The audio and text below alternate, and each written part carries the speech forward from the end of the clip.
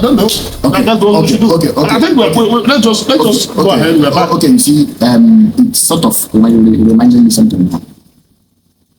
Amongst the Igbo, we don't have a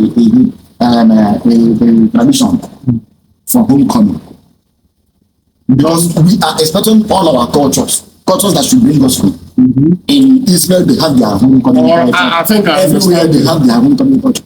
Our New Yam Festival, our Illegality, is now being done in Georgia. It's now being done in Germany. It's now being done. But if you say among the Igbos in this one, I think you may be overgeneralizing. How? There is a part of Igbo land that they are Illegality, for the KG, it brings all of them home. So you have to have. I said among the Igbo. Generally. Because I know that in the KG, all of them they do come back. Generally, you see that there is no time to say, okay, all the Igbo are homecoming except Christmas, which is even early. Are you following my point? The problem is now that some of these our cultures are being done outside our shops.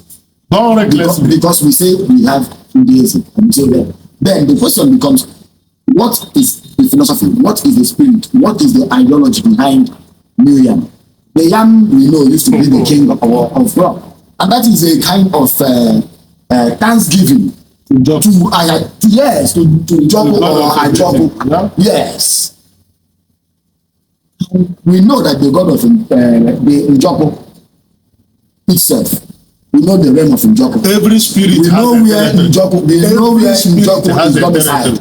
We know where Njoko is domiciled, and we are taking the New Yam to Germany, to other places, instead of us coming home. And they are even offending the ones living there. Yes. So I think there is. You know, there are laws in Germany that control agree. If we take what is meant for them to Joko there, Joko is not going to clash.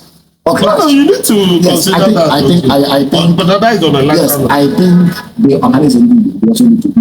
But they have done. The Southeast Governors Forum.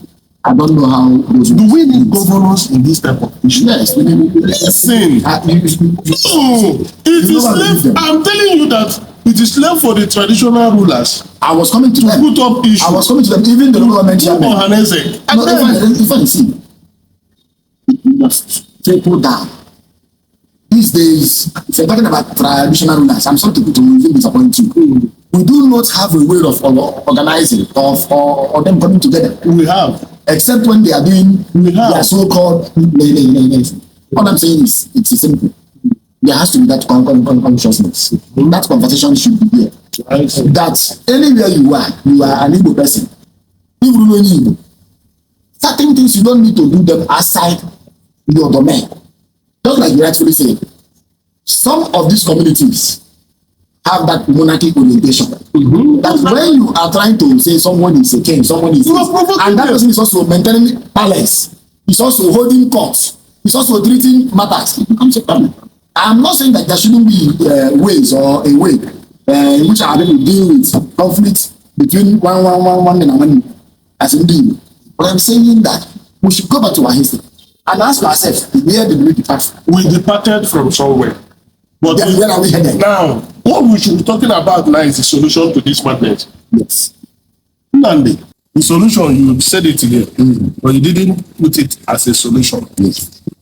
Some people will say, let's go back to our roots. But when I say let's go back to our roots, I don't mean we should go and start running mad. That's not what I'm saying. For those who are doing one thing or the other, that's not what I'm talking about. We should go back to what Igbo are known for. Yes. And what is that? It's time to go back to the town unions.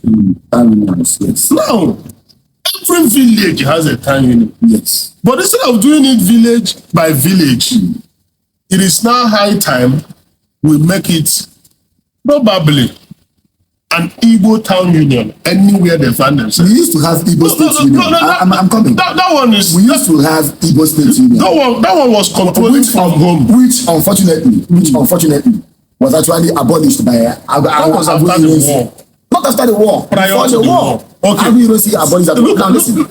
I think for me, I'm making a point. We need to start emphasizing town union because when they existed, they never posed any. But let's not break abroad. Let's not break it down because I am from Medina. You are from Ugweke. You may not have up to 5 Ugweke men in Texas. I'm giving an example.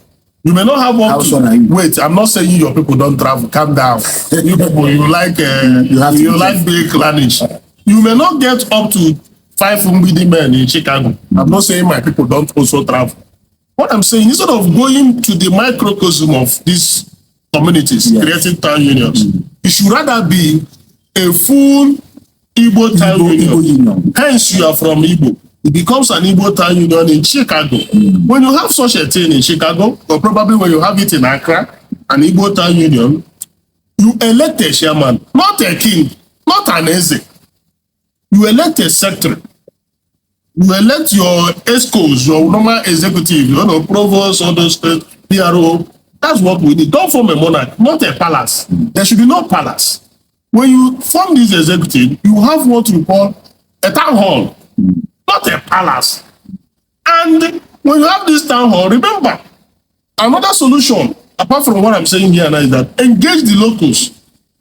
If you want to host this election, if they are ruling through provinces or states, get the governor of that state involved. Yes. Get the security chiefs involved. Get the communal leaders involved. Let them know what you are doing. On the day of your election, if the king of Ashanti can be there to witness the election of Igbo Town Union in Ashanti or in Ghana, it will be wonderful. At the end of the day, when you elect a chairman, the governor of that area is under the process. He should submit himself to the authority of the locals.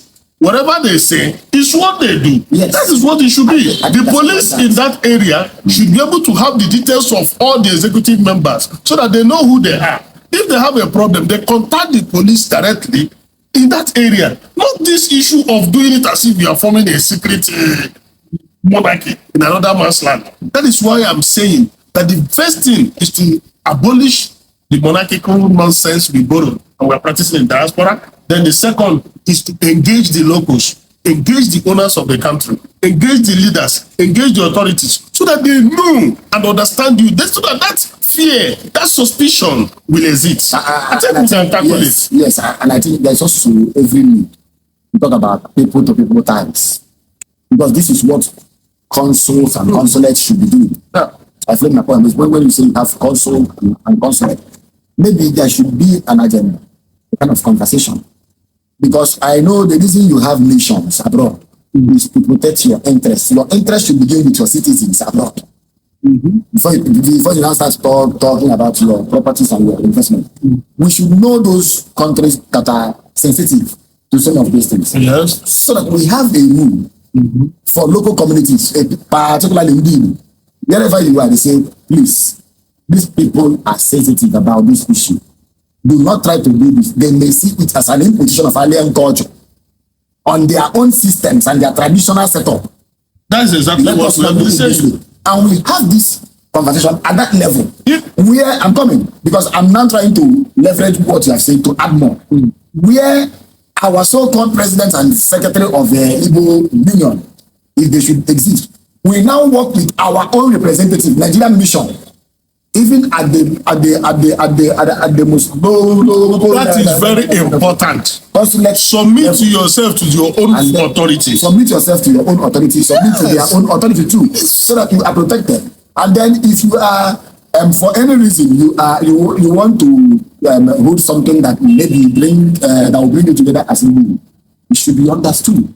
We are not saying that cultures are not exportable. We are not saying that certain things should not be done. Maybe the word Igbo Day or something like that. But what we are saying is that this issue of only should be abolished. No, I think we are running out of time. Yes. You see that arrogance of not submitting to authorities must be eschewed completely. Everybody must submit. No, we just have to accept it. Those of you who are our viewers, you know what we are talking about. It's affecting you, it's affecting me. You are Igbo, I'm Igbo. Some of you may not also be Igbo. You are Nigerians. And this is also affecting you. So you have to lend your voice to this. It's how to stop. It shouldn't be done by war, but it's time to end it. And I think that should be the best. Thank you, our viewers. Thank you, our fans. I will see you next time.